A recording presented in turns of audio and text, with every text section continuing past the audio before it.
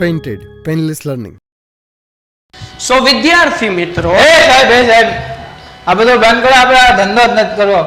લે હું થયું કમાભાઈ? હા, ઓલું કોઈ દબાવતા જ નથી. હું નથી દબાવતા. ઓલું લાલ બટન. એલા ભાઈ, સબસ્ક્રાઇબ ની વાત કરે છે. સબસ્ક્રાઇબ ની ચેનલ દબી દો, યુટ્યુબ બાબાને હેપી કરો, વિડીયો લાઈક કરો. અને આ પેન્ટેડ એપ્લિકેશન તમારા માટે બનાવી છો. લાઈવ લેક્ચર હશે, માઇક અનમ્યુટ કરીને ડાઉટ પૂછી શકશો. હમણાં જ ડાઉનલોડ કરી લો, ડાઉનલોડ કરી લે, સબસ્ક્રાઇબ કરી લે. હાલવા દો ને સાહેબ. ઓકે પાકું? હા, કરી લેજો ભાઈ, નકર પાછું બંધ કરાવવા આવશે. હમણાં ચેનલ સબસ્ક્રાઇબ. 5 પ્રશ્નોના માંગ્યા મુજબ જવાબ આપવાના છે. હવે એમાં એક પ્રમેય હોય અને ન પણ હોય. લગભગ 99% પ્રમેય હશે બેઝિક મેથ્સ વાળાને. સ્ટાન્ડર્ડ મેથ્સ વાળાને સાબિત કરવાનો દાખલો હોઈ શકે. અહીંયા જે છે પ્રમેય નથી પૂછ્યો. 47મો પ્રશ્ન પ્રમેય હોવો જોઈએ, પણ કદાચ બોર્ડમાં ન પણ પૂછાય. ચિંતા નહીં કરવાની. 8માંથી 5 પ્રશ્ન જ કરવાના છે. 100 મોજ કરવાની ભાઈ.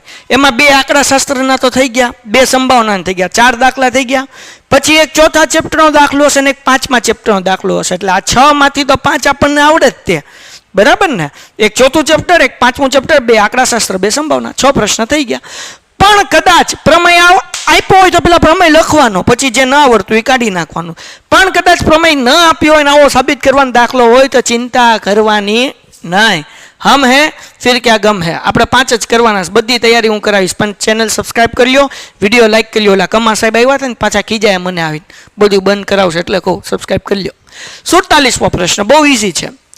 ત્રિકોણ એબીસી ના વેધ કીધા છે. વેધ એટલે ધ્યાન રાખવાનું કે વેધ કે એટલે કાટખૂણો પડે.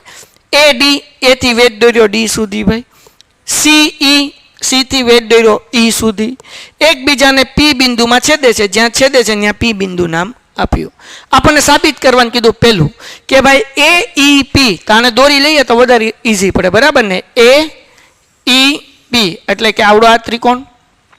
બરાબર ને? એ ઈ પી એકરૂપ CDP. અહીં ક્યાં છે સી? તો કે અહીંયા CDP એટલે કે આવડો આ ત્રિકોણ. હવે 2 ત્રિકોણને એકરૂપ સાબિત કરવા માટે નિયમ છે ખૂ. 2 ખૂણા સરખા હોય તો સમજી લેવાનું કે 2 ત્રિકોણ એકરૂપ થાય. તો 2 ખૂણા જુઓ. આપણને પહેલા તો એમ કીધું AD વેધ છે, AD વેધ છે. વેધ છે એટલે અહીંયા કાટખૂણો પડે, અહીંયા કાટખૂણો પડે. પછી આપણને કીધું CE વેધ છે એટલે અહીંયા કાટખૂણો પડે ને અહીંયા કાટખૂણો પડે. તો પહેલી વસ્તુ તો ખબર પડી ગઈ. આવડા ત્રિકોણમાં વાત કરીએ, પહેલા ત્રિકોણમાં કાટખૂણો કોણ છે ભાઈ? તો કે અહીંયા જુઓ ભાઈ, આ કાટખૂણો છે. આનું નામ શું લખાય? AEP લખાય અથવા PEA લખાય. એટલા માટે મેં લખ્યું ભાઈ AEP કાટખૂણો. આનો કાટખૂણો કોણ છે? CDP. એટલા માટે મેં અહીંયા લખ્યું CDP ને કાઉન્સમાં લખી નાખ્યું કાટખૂણો. ડન. પછી 9મા ધોરણમાં શીખી ગયા સામસામેના ખૂણા સમાન હોય અને અભિકોણ કહેવાય. આવડો આ ખૂણો અને આવડો આ ખૂણો સમાન હોય. તો પેલા ત્રિકોણ કયો છે? AEP. તે AEP માં અભિકોણ કોણ છે? APE. જો અહીંયા લખ્યું APE. હવે આ ખૂણાનું નામ કેમ લખાય? CPD. તો અહીંયા લખ્યું CPD. બરાબર? કાઉન્સમાં લખ્યું અભિકોણ. તો 2 ખૂણા સમાન થઈ ગયા. સામસામેનો ખૂણો, અહીંયા કાટખૂણો, અહીંયા કાટખૂણો. આને ઘડીક રફ કરી નાખો એટલે કન્ફ્યુઝન ન થાય. બરાબર ને? ટોમ.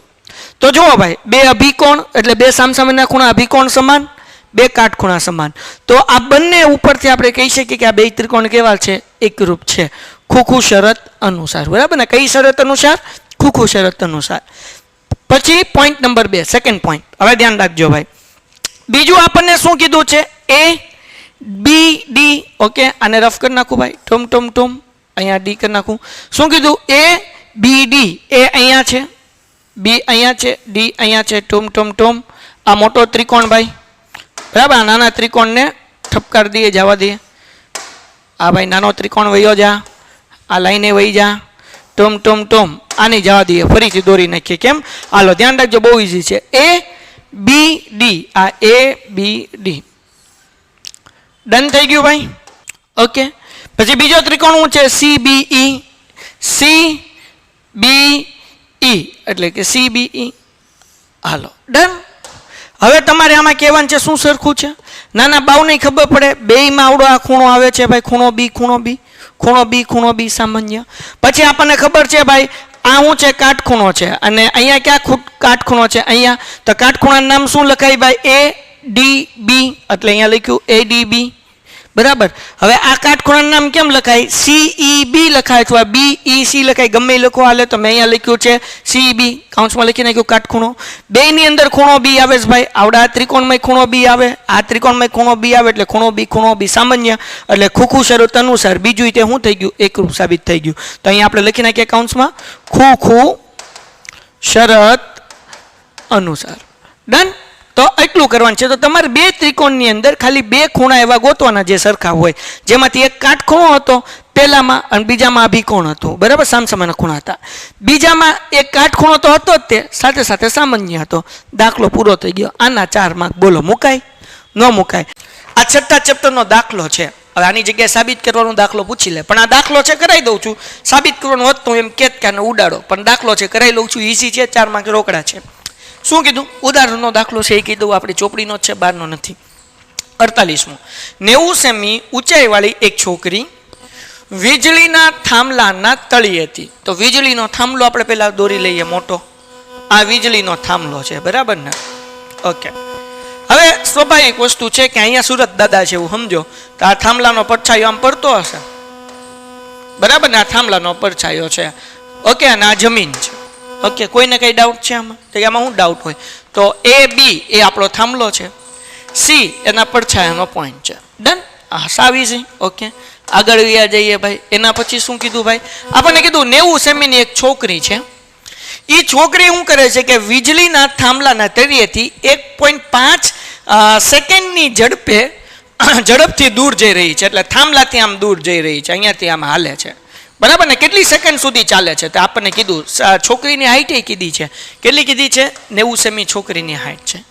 જો વીજળીના ગોળો જમીનને સમતલ 3.6 મીટરની ઊંચે હોય, એટલે કે થાંભલાની ઊંચાઈ આપીશ ભાઈ. જો વીજળીનો ગોળો એટલે કે થાંભલો આપણે, બરાબર, જમીનના સમતલથી કેટલો ઊંચો કીધો? 3.6 મીટર. એટલે આ આપણે 3.6 મીટર છે.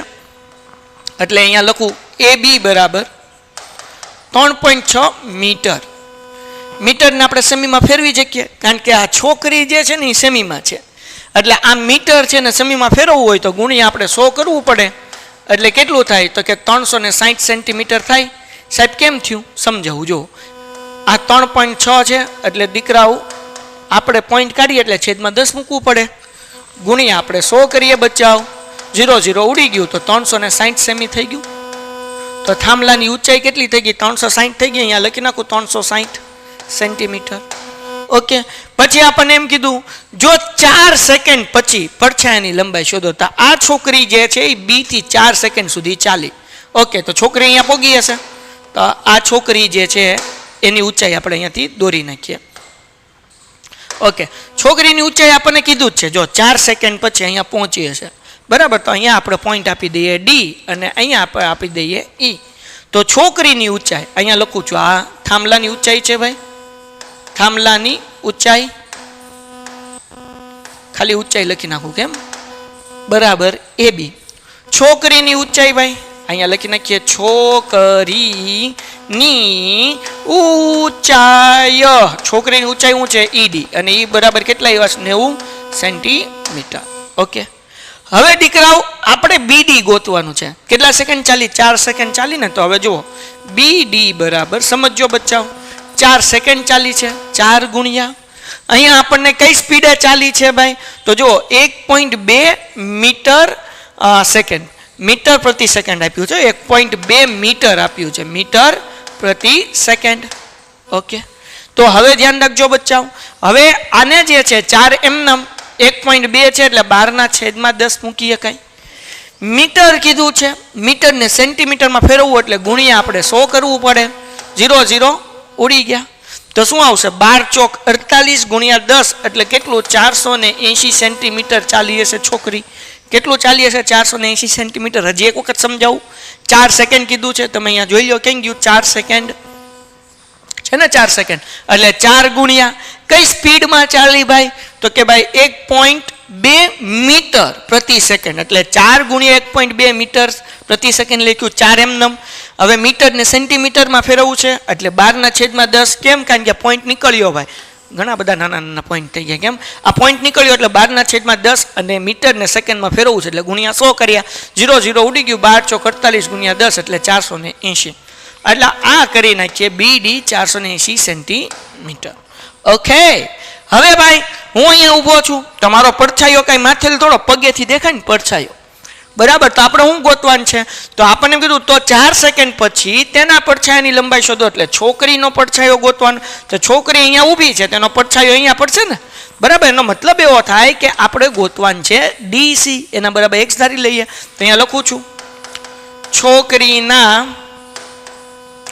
પડછાયાની લંબાઈ બરાબર શું છે? છોકરીનો પડછાયો DC, અને DC બરાબર આપણે શું ધાર્યું? x. હવે જરાક અહીંયા બે ત્રિકોણ છે, આ એટલું અહીંયા લખવાનું, પછી અહીંયા જે હું સાઈડમાં લખું છું ને એ તમારે નીચે લખવાનું, પણ મારી આગળ જગ્યા હાલો હું પાછળ લખી નાખીશ, કાંઈ વાંધો નહીં. ચલો, એટલું આપણી આગળ છે. આમાં કોઈને કંઈ ડાઉટ છે? સાહેબ આમાં શું ડાઉટ હોય? તો હવે જરાક ધ્યાન રાખો. આ બે ત્રિકોણ આપણી આગળ છે. કયા બે ત્રિકોણ? એક મોટો ત્રિકોણ ABC, એક નાનો ત્રિકોણ EDC. તો આપણે લખીએ ત્રિકોણ ABC અને ત્રિકોણ EDC માટે, EDC માટે. હવે જુઓ, અહીંયા કાટખૂણો પડે, અહીંયા કાટખૂણો પડે, એટલે આપણે કહી શકીએ કે ખૂણો B બરાબર ખૂણો D, ખૂણો B બરાબર ખૂણો D. હા કે ના? શું લેવા ભાઈ? તો કે ભાઈ કાટખૂણો થાય કે ન થાય? તો કે સાહેબ થાય જ ને, કોઈ નો ના પાડે. હાલો, ડન છે. પછી જુઓ ભાઈ, આ ABC માં C આવે એટલે કે ખૂણો C આવે, EDC માં ખૂણો C આવે. તો જો અહીંયા નામમાં ખબર પડે CC આવે કે નહીં? મતલબ એવો કે ખૂણો C કોમન છે, કોમન ન કહેવાય, કોમન કહેવાય. એટલે આપણે લખીએ ખૂણો C બરાબર ખૂણો C સામાન્ય. હવે ભાઈ આ તો નિયમ છે, નાના છોકરાને ખબર પડે, અગર બે ખૂણા હરખા છે તો ત્રીજો ખૂણો હરખો જોવાનો, એટલે ખૂણો A અને ખૂણો E, બરાબર? પણ એ કાંઈ લખવાની જરૂર નથી. પણ આ બે ખૂણા હરખા સાબિત કર્યા એટલે વાર્તા પૂરી થઈ ગઈ. તો આપણે લખવાનું કે ખૂ શરત અનુસાર આ બે ત્રિકોણ કેવા થઈ ગયા? એકરૂપ થઈ ગયા. તો અહીંયા લખીએ ત્રિકોણ ABC એકરૂપ ત્રિકોણ EDC, બરાબર? કયા નિયમ પ્રમાણે? તો કે ખૂ શરત પ્રમાણે. હાલો, ડન થઈ ગયું. હવે એકરૂપ છે તો એનો મતલબ એવો થાય, આપણે લખી શકીએ ઊભી લાઈનના છેદમાં ઊભી લાઈન, એટલે કે AB ના છેદમાં આ ત્રિકોણની ઊભી લાઈન શું છે? ED, બરાબર? હવે આ ત્રિકોણની આડી લાઈન કઈ છે? તો કે ભાઈ BC. ઓકે, તો આપણે લખી નાખીએ BC. આ ત્રિકોણની આડી લાઈન કઈ છે? તો કે DC. ઓકે, લખી નાખીએ DC. ડન છે. એટલે બેની ઊભી લાઈન લીધી, બે ત્રિકોણની. આની ઊભી લાઈન AB, આની ED. આની આડી લાઈન મોટા ત્રિકોણની તો કે BC, નાના ત્રિકોણની આડી લાઈન તો કે DC. ઓકે, બધી કિંમત મૂકી ગયો, દાખલા થઈ ગયા પૂરા. કોઈને કહેતા નહીં મેં એટલું ઇઝી શીખવાડી દીધું એમ, બરાબર ને? તો જગતની માલિપાની કિંમત હું અહીંયા લખું, બરાબર? ઓકે, હવે જરાક સમજજો ભાઈ, આ એટલું કરી નાખીએ કોપી. ટોમ ટોમ ટોમ ટોમ ટોમ. હાલો, હવે જરાક જુઓ ભાઈ, આપણે શું લીધું? AB ના છેદમાં ED.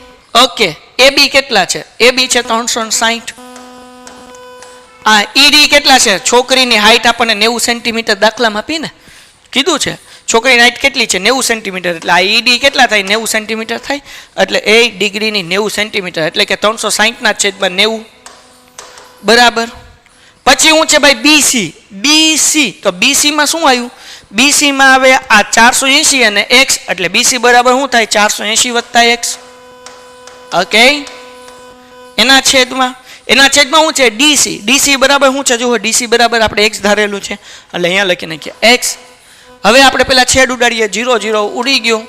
9 એકા 9 અને 9 ચોક 36 થાય કે ન થાય? 9 એકા 9, 9 ચોક 36. ચોકડી ગુણાકાર કરીએ ભાઈ, 4 નો ગુણાકાર x સાથે એટલે 4x, અને 1 નો ગુણાકાર આની સાથે એટલે 480 વત્તા x. એમનેમ હજી એકવાર ચોકડી ગુણાકાર કર્યો, આ x નો ગુણાકાર 4 હારે એટલે 4x, 1 નો ગુણાકાર 480 એક સાથે એટલે તો 480 વત્તા x જ રહેવાનું. એમાં કાંઈ ફરક ન પડે, કારણ કે 1 નો ગુણાકાર ગમે ની યાર થાય, જવાબ ઈ જ રહે.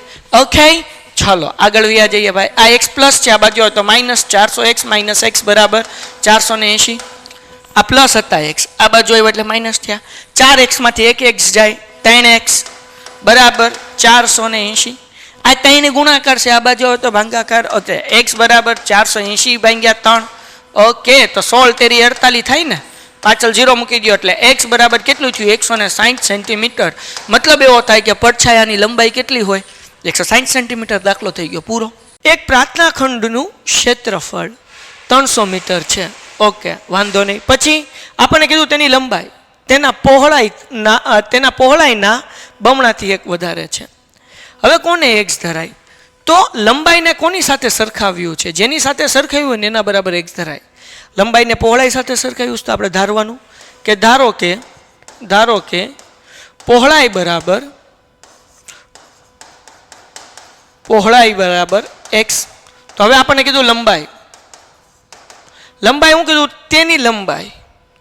તેની પહોળાઈ કરતા, પહોળાઈ એટલે x, બમણાથી એટલે આગળ 2 મૂકો, 1 મીટર વધારે એટલે વત્તા 1, તેની લંબાઈ એટલે લંબાઈ બરાબર પહોળાઈથી, પહોળાઈ x ધાર્યું હતું, બમણાથી એટલે આગળ 2 મૂક્યું, 1 વધારે એટલે વત્તા 1 મૂક્યું.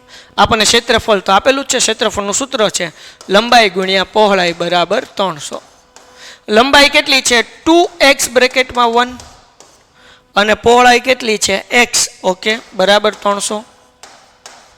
હવે x નો ગુણાકાર 2x સાથે એટલે 2x વર્ગ વત્તા x નો ગુણાકાર 1 સાથે એટલે x બરાબર 300. આ 300 પ્લસ છે, આ બાજુ આવે તો માઇનસ થાય એટલે 2x નો વર્ગ વત્તા x minus 300 is equal two 0. Done છે. હવે આપણે શું કરવાનું? પહેલી અને છેલ્લી સંખ્યાનો ગુણાકાર કરવાનો અને અવયવ પાડવાનો. તો અવયવ આપણે અહીંયા પાડી લઈએ ભાઈ. હાલો, 2x નો વર્ગ વત્તા x માઇનસ 300 બરાબર 0. પહેલી અને છેલ્લી સંખ્યાનો ગુણાકાર કરીએ. 2 ગુણ્યા 300 એટલે કેટલા થાય? 600 થાય. 2 ગુણ્યા 300 એટલે 600. હવે વિદ્યાર્થી મિત્રો, 2 સંખ્યા આવી કે એનો ગુણાકાર 600 થાય પણ બાદ બાકીનો જવાબ 1 આવે. એવી 2 સંખ્યા કઈ લેવા જાવી, કેમ ગોતવી? તો વિદ્યાર્થી મિત્રો, આપણે 600 ના અવયવ પાડીએ એટલે 600 ભાગ્યા 2 એટલે કેટલા થાય? 300. એને ભાગ્યા 2 એટલે 150. એને ભાગ્યા 2 એટલે 75. પછી તો કે 25 તેરી 75, 5 5 25 તે 5 એકા 5. હવે 2 સંખ્યા કેમ ગોતવાની? જુઓ, 5 5 25, 3 દુ 6, 6 દુ 12 અને 12 દુ 24. તો 25 ગુણ્યા 24 કરો એટલે 600 અને 25 માંથી 24 માઇનસ કરો એટલે 1. મળી ગઈ 2 સંખ્યા. ઓકે, અવયવ પાડીએ. 2x નો વર્ગ એમનેમ વત્તા એમનેમ, છેલ્લે માઇનસ 300 ઇઝ ઇક્વલ ટુ 0 એમનેમ. 25 અને 24 જે 2 સંખ્યા મળી અહીંયા મૂકવાની 24x, સોરી પહેલાં મોટી મૂકવાના 25x, પછી મૂકીએ 24x વત્તે ઓછા, નિશાની વચ્ચે કઈ આવે? ઓછા આવે. આ બંનેમાંથી કોમન શું નીકળે? તો કે બંનેમાંથી કોમન નીકળશે માત્ર x. તો x ને કોમન કાઢીએ આપણે. તો વધ્યું હું 2x વત્તા 25 માઇનસ એમનમ. આ જે પહેલું કાઉન્સ મળ્યું આને થોડુંક સાઈડમાં જવા દઈએ એટલે નડતું બંધ થાય. ટુમ. ઓકે, હવે આ જે 2 મળ્યું છે 24x, અહીંયા લખીએ માઇનસ 24x માઇનસ 300. હવે અહીંયાથી કોમન કાઢવા નહીં જવાનું. શું કરવાનું? પહેલું કાઉન્સ મળ્યું એ મૂકી દેવાનું. 2x વત્તા 25 બરાબર 0. તો અહીંયા 24x હતું. કેટલું હતું? 24x. એમાંથી કાઉન્સમાં ઘૂસી ગયા 2x. તો હવે 2 ના ઘડિયામાં 24 ક્યારે આવે? તો કે 12 દુ 24 એટલે 12 મૂકવાના 12. કેટલા મૂકવાના? 12. 2 ના ઘડિયામાં 24 ક્યારે આવે? તો કે ભાઈ 12 દુ 24 એટલે 12 મૂક્યા. 2 સરખા બ્રેકેટ છે એકવાર એટલે 2x વત્તા 25 અને x ઓછા 12 નું એક કાઉન્સ ઇઝ ઇક્વલ ટુ 0. કાઉન્સ ખોલી નાખીએ. 2x વત્તા 25 બરાબર 0 ઓર x ઓછા 12 ઇઝ ઇક્વલ ટુ 0. 25 પ્લસ છે, ઓલી બાજુ જાય તો માઇનસ, એટલે 2x is equal two minus 25 or x is equal two 12. આ 2 ગુણાકાર છે, આ બાજુ આવે તો ભાંગાકાર, એટલે x બરાબર minus 25/2 or x is equal two 12. Done છે. તો હવે અહીંયા x નો જવાબ 12 આવ્યો. મતલબ એવો થાય કે પહોળાઈ જે છે એટલે કે b x બરાબર 12 અને લંબાઈ જે છે એ શું છે? 2x. એટલે 2x ની જગ્યાએ 12 વત્તા 1, 12 દુ 24 ને 1 25. અને અહીંયા આપણને મીટર કીધું એટલે અહીંયા મીટર મૂકવાનું ને અહીંયા મીટર મૂકવાનું. દાખલો થઈ ગયો પૂરો. 5મું ચેપ્ટરમાં તો શું કે એન નું સૂત્ર ને એસએન ના સૂત્ર, 2 સૂત્ર છે. યશરાજ વર્ષના પ્રથમ અઠવાડિયે કીધું 5 રૂપિયાની બચત કરે છે એટલે એ બરાબર 5 રૂપિયા થઈ ગયા. પ્રથમ કીધું, પ્રથમ ઉપરથી ખબર પડે પેલું પદ છે ને એ કહેવાય. અને પછીના તેની અઠવાડિયે બચત 1.5 નો વધારો કરે છે. વધારો કરે છે એટલે સામાન્ય તફાવત મળી ગયો 1.75. દર અઠવાડિયે 1.5 1.5 કરે છે. જો એનમાં અઠવાડિયે એટલે કે કયા અઠવાડિયે આપણે કહેવાનું એનમાં અઠવાડિયે એની બચત કેટલી થઈશ ભાઈ 20.75 આ એની બચત થઈ એનમાં અઠવાડિયે બરાબર ને એટલે આપણને એ એન આપ્યું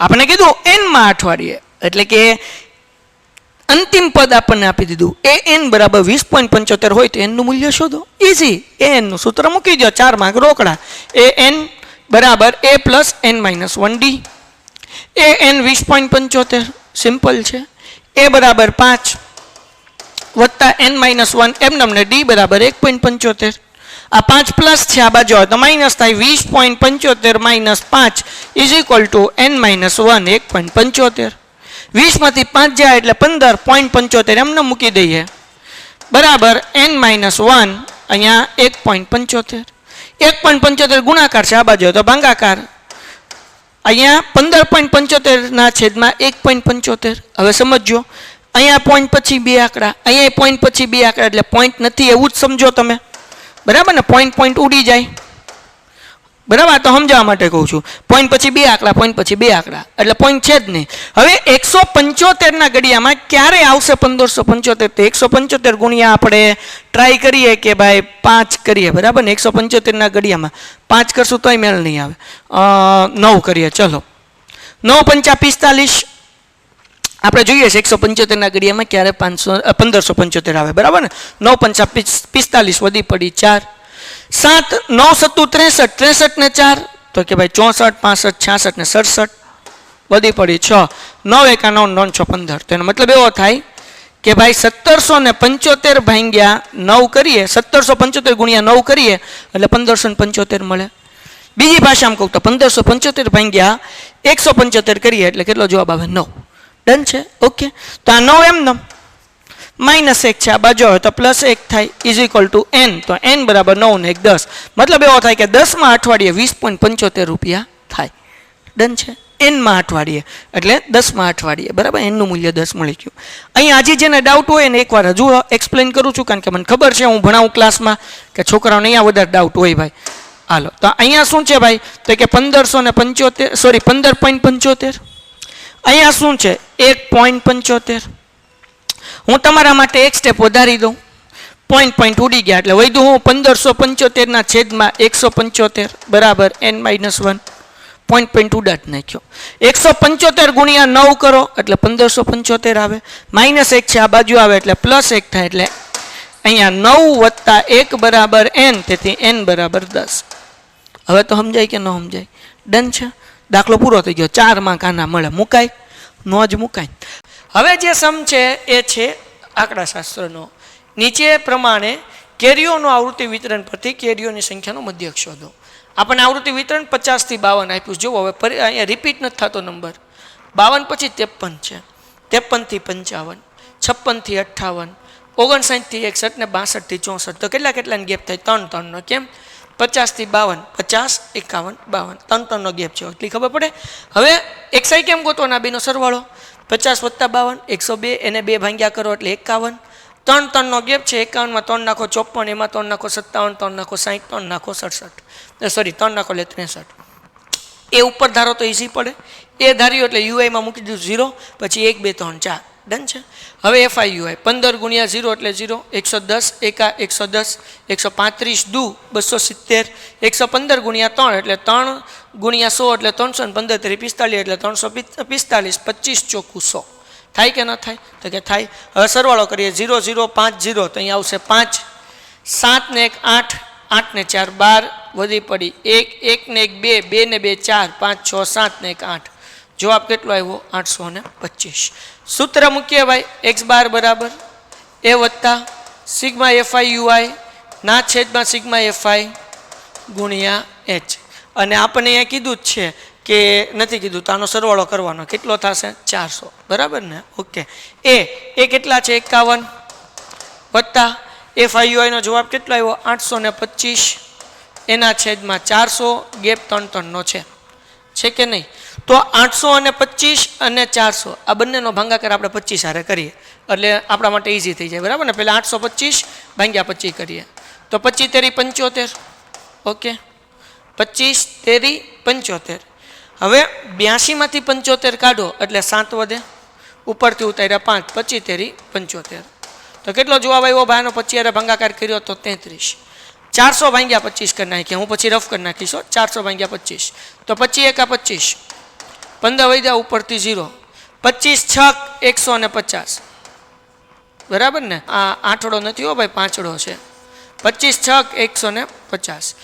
આ 0 અલગ છે, એ આનો છે, એટલે આનો જવાબ કેટલો આવ્યો? 16. આ બધું રફ કરી નાખું. ટૂંકમાં મેં શું કર્યું ભાઈ? તો કે 25 ભાગાકાર કર્યો. 25 જ્યારે મેં ભાગાકાર કર્યો એટલે 33 જવાબ આવ્યો ને 16 જવાબ આવ્યો. હવે 33 ગુણ્યા 3 કરો એટલે કેટલા થાય? 99 થાય. નાના બાવને ખબર પડે ભાઈ.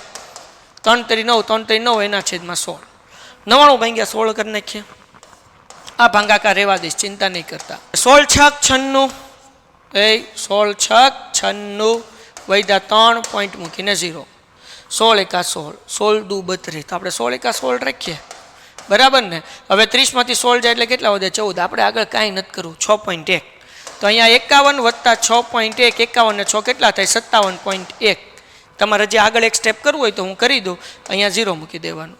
હવે 16 8 કરીએ, બરાબર ને? 16 8 તો 8 6 48 થાય કે ન થાય? થાય ને? તો 8 6 48 નો આઠરો વધી પડી 4, 8 એકા 8 ને 4 12 એટલે 128 આવ્યા સાહેબ. 16 9 144 થાય એટલે આપણે એ ન લીધું, બરાબર ને? એ વધી જાય એટલે તમે અહીંયા પાછળ આઠડો મૂકીને 57.18 મૂકવો હોય તોય વાંધો નથી, એની આગળ એક આંકડો કરો તોય વાંધો નહીં. તો 57.18 જવાબ તમારો સાચો પડે. આગળ આંકડો કરો તો પછી તમે 19 કરી શકો, પણ કાંઈ નથી કરવું આપણે, એટલું હાલે, ચિંતા નહીં કરવાની. એના પછીનો દાખલો, એક વિસ્તારમાં 68 ગ્રાહકો, 68 એટલે આપણને અહીંયા 68 આપી દીધા છે, બરાબર? ગ્રાહકનો માસિક વીજ વપરાશ છે. આ માહિતીનો મધ્યસ્થ ગોતવાનો છે. મધ્યસ્થ ગોતવા માટે CF ગોતવો પડે. CFમાં શું કરવાનું? તો કે ભાઈ પહેલા 4 એમને મૂકી દેવાના, ટોમ. ઓકે, એમાં 5 નાખો એટલે 9, 9માં 13 નાખો એટલે 22, 22માં 20 નાખો એટલે 42, 42માં 14 નાખો એટલે 42 ને 4 46 ને 10 56. એમાં તમે 8 નાખો, 56 ને 4 60 ને 64, 64માં 4 નાખો એટલે 68. અહીંયા 68 થવા જોઈએ કારણ કે 68 ગ્રાહક કીધા છે. હવે સૌથી પહેલા n ના છેદમાં 2 ગોતવાનું, એટલે 68 ના છેદમાં 2 એટલે જવાબ કેટલો આવે? 34. 2 તેરી 6 ને 2 ચોક 8. સિમ્પલ છે. 34 કરતાં નાની સંખ્યામાં કઈ છે? તો કે પહેલી નાની સંખ્યા છે 22, એને કહેવાય CF. એ નીચેની લાઈનમાં F અને એની જ લાઈનમાં L.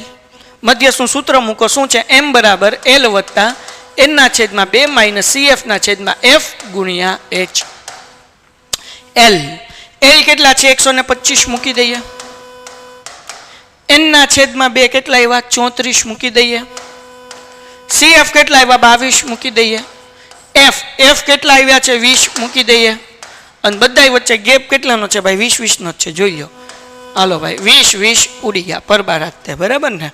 20 20 નો ગેપ છે ને, 65 થી 85, 85 થી 105 એટલે 20 20 મૂક્યા. 125 એમનો વધતા. 34 માંથી 22 કાઢો તો 4 માંથી 2 જાય એટલે 2 અને 3 માંથી 2 જાય એટલે 1. 125 માં તમે 12 ઉમેરો એટલે 125 ના 10 કેટલા થયા? 145. 135 એમાં 2 નાખો એટલે 137. દાખલો થઈ ગયો પૂરો અને 4 માર્ક્સ મળી ગયા રોકડા. ડન છે વિદ્યાર્થી મિત્રો. સાવ ઈઝી દાખલો હતો. એના પછીનો સમ. હવે આ દાખલો સમજવાનો. એક ખાખી ખોખામાં કુલ 100 પેન છે. 73 સારા, 12 થોડા ખામીવાળા અને 15 વધુ ખામીવાળા છે. 73 થોડી ખામીવાળા 12, વધુ ખામીવાળા 15, ટોટલ 100 થયા. પછી નિત્યરાજ એવો ટ્રેડર છે કે જે સારા પેન્ટ જ ખરીદે છે, પણ ગોપાલ એવો ટ્રેડર છે જે વધુ ખામીવાળા પેન્ટ અસ્વીકાર્ય કરે છે. એટલે ગોપાલભાઈ છે એ સારા ખરીદી લે અને થોડી ખામીવાળા ખરીદી લે, નિત્યભાઈ ખાલી સારા જ ખરીદે. હાલો, પછી આપણને શું કીધું ભાઈ? તો ખોખામાંથી યાદચ્છિક રીતે પસંદ કરતા નિત્યરાજને સ્વીકાર્ય હોય. તો નિત્યરાજને સ્વીકાર્ય કયા પેન્ટ છે? તો નિત્યરાજને એ ભાઈ લખા P of A બરાબર. નિત્યરાજને કયા સ્વીકાર્ય છે ભાઈ? નિત્યરાજ એવો ટ્રેડર છે જે સારા પેન્ટ જ ખરીદે છે. તો મતલબ એવો કે એના માટે આવશે 73 ના છેદમાં 100 એટલે 0.73 એ લખી શકાય. પછી નંબર 2 શું કીધું ભાઈ? આપણને ગોપાલને સ્વીકાર્ય હોય. ગોપાલને કયા પેન્ટ હાલ છે? તો કે અહીંયા લખ્યું, જો ગોપાલ ટ્રેડર કે જેને વધુ ખામીવાળા અસ્વીકાર્ય છે, એટલે એ વધુ ખામીવાળા નહીં સ્વીકારે. બધું ખામીવાળા નહીં સ્વીકારે. તો કયા સ્વીકાર છે? તો કે આ સારા લઈ લેશે અને થોડી ખામીવાળા લઈ લેશે. તો પી ઓફ બી બરાબર કેટલા થશે ભાઈ? આ બેનો સરવાળો કરી નાખો. 73 માં 12 નાખો, 73 ને 2 75 ને 10 85 એના છેદમાં 100. તો કે ભાઈ 20 પંચા 100 અને 17 પંચા 85 બરાબર ને, એટલે 17 ના છેદમાં 20. ડન છે. તો આવી રીતે આપણે આ દાખલો ગણવાનો છે. પણ 53 માં 2 દાખલા છે, જે 53 માં એ અને આ 53 નો બીજો દાખલો બહુ મજાનો છે. 2 ખેલાડીઓ વૃંદા અને વિદા ટેનિસ મેચ રમે છે. શું કીધું પછી? વૃંદા મેચ જીતે તેની સંભાવના 0.62, એટલે આપણે લખ્યું વૃંદા મેચ જીતે તેની સંભાવના પી ઓફ એ બરાબર 0.62. વિદ્યા મેચ જીતે તેની સંભાવના શોધો. વિદ્યા મેચ જીતેનો મતલબ શું થાય? કે વિદ્યા મેચ જીતેનો મતલબ એવો કે વૃંદા હારે. તો વૃંદા હારે એટલે શું થાય? પી ઓફ એ ડેશ આપણે ગોતવાનું છે. આપણને પૂછ્યું વિદ્યા મેચ જીતે. વિદ્યા મેચ જીતેનો મતલબ શું થાય? વૃંદા હારે. વૃંદા હારે એને શું કહેવાય? પી ઓફ એ. તો આપણું સૂત્ર છે પી ઓફ એ વત્તા પી ઓફ એ ડેશ બરાબર 1. પી ઓફ એ બરાબર 0.62 આપ્યું છે વત્તા પી of A bar is equal two 1. 0.62 plus છે, આ બાજુ આવે તો માઇનસ થાય. પી of A bar is equal two 1 minus 0.62. ઘણા બધાને બાદ બાકી એમલો છે, આપણે શીખવાડું. 1.00 કરવાનું, પોઈન્ટ પછી 2 આંકડા કરવાના, માઇનસ 0.62 કરવાનું. અહીંયા કરી નાખવાનું 0, અહીંયા 9, અહીંયા 10. 10 માંથી 2 જાય એટલે 8, 9 માંથી 6 જાય એટલે 3.0 એમ નામ. એટલે જવાબ કેટલો આવે? 0.38. એટલે પી of A bar is equal two 0.38. Done થઈ ગયું. તો આ વૃંદા મેચ જીતે તેની સંભાવના થઈ ગઈ 0.38. વાક્ય નીચે લખવાનું કે સોરી વિદ્યા મેચ જીતે. વિદ્યા મેચ જીતે તેની સંભાવના બરાબર 0.38. એક વાક્ય તમે નીચે લખી નાખજો. સરખી રીતે ચાપેલા 52 પત્તાના ઢગલામાંથી એક પત્તું યાદચ્છિક રીતે કાઢવામાં આવે છે, એટલે કુલ પરિણામ જે છે એ 52 થઈ જશે. કુલ પરિણામ કેટલા થાય? 52. હવે આ આખું ચેપ્ટર હું રિવાઇઝ કરાવવાનો છું. 52 પત્તા રાખીને બધુંય ફોટોસ દેખાડીને ટુ ઝેડ વસ્તુ સમજાવવાનો છું. પણ એના માટે તમારે ચેનલ સબસ્ક્રાઇબ કરવી પડશે, વિડીયો લાઇક કરવો પડશે અને પેન્ટેડ ડાઉનલોડ કરવી પડશે. આખું ગણિત રિવિઝન થશે, પણ એના માટે તમારે હાજર રહેવું પડશે. હવે હું કીધું ભાઈ તે પત્તું સત્તાનું હોય તો સત્તાના ટોટલ 4 પત્તા હશે. કાળીનું હોય, ફુલ્લીનું હોય, લાલીનું હોય, ચરકટનું હોય. એટલે પી ઓફ એ બરાબર 4 ના છેદમાં 52. 4 ના છેદમાં 52 કેમ? સત્તાના 4 પત્તા હશે ને, કાળીનું, ફુલ્લીનું, લાલીનું, ચરકટનું. એટલે 4 ના છેદમાં 52. તો 4 એકા 4, 13 ચોક 52, એટલે જવાબ આવે 1 ના છેદમાં 13. પી ઓફ બી કાળીનું હોય. કાળીના ટોટલ કેવા પત્તા? કાળા રંગના 26 પત્તા હોય, પણ કાળીના 13 પત્તા હોય. એટલે 13 ના છેદમાં 52. 13 એકા 13, 13 ચોક 52, 1 ના છેદમાં 4. પછી કાળા રંગનું હોય. કાળા રંગના કેટલા પત્તા હોય? 26 પત્તા હોય. એટલે પી ઓફ સી બરાબર 26 ના છેદમાં 52. 26 એકા 26, 26 દુ 52, 1 ના છેદમાં 4. રાજા ન હોય તો 52 માંથી 4 રાજા હોય. એટલે આપણને કીધું રાજા ન હોય તો પી ઓફ ડી બરાબર 48 ના છેદમાં 52. 48 કેમ આવ્યા? તો કે 52 માંથી રાજા ન હોય એવું કીધું. એટલે 52 માંથી 4 રાજાના પત્તા કાઢી નાખીએ એટલે વધે કેટલા? 48 પત્તા વધે. એટલે 48 ના છેદમાં 52. તો અહીંયા આવશે 12 ચોક 48, 13 ચોક 52, 4 4 ઉડી ગયા. એટલે 12 ના છેદમાં 13. 12 ચોક 48 બરાબર, 13 ચોક 52, 4 4 ઉડી ગયા. 12 ના છેદમાં 13 નોટ કરો. મળીએ છીએ એક નવા વિડીયોમાં નવા સમ સાથે. ત્યાં સુધી ગુડ બાય એન્ડ ધન્યવાદ. Painted Painless Learning.